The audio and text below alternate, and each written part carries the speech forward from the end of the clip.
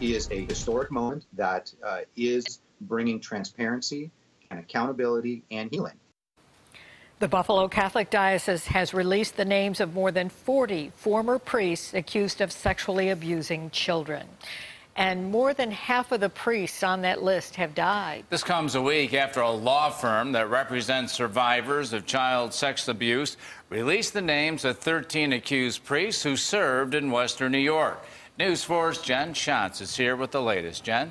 Don, the diocese will not comment on how many potential victims there are here. However, a spokesperson tells me this list will be updated as needed if more victims do come forward. These priests were either removed from the ministry, retired, or left ministry after allegations of child sex abuse.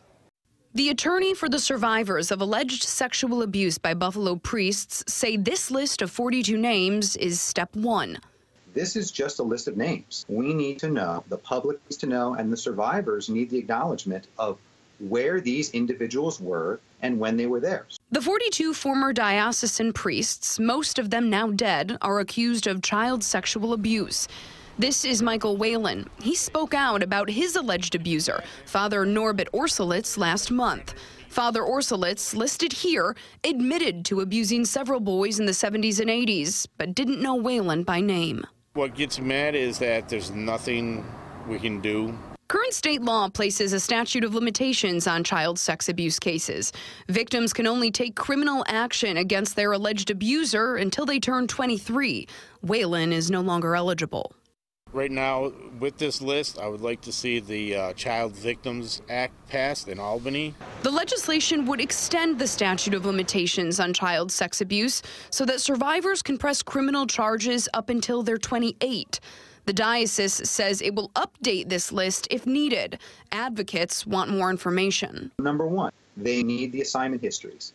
And number two, we need to know from the diocese how they are going to help the brave survivors who are now empowered to come forward. A spokesperson for the diocese couldn't immediately provide parish assignments because of how many locations priests serve at in their career. A fund has been set up to support known victims of abuse. According to the diocese, most of them have been contacted.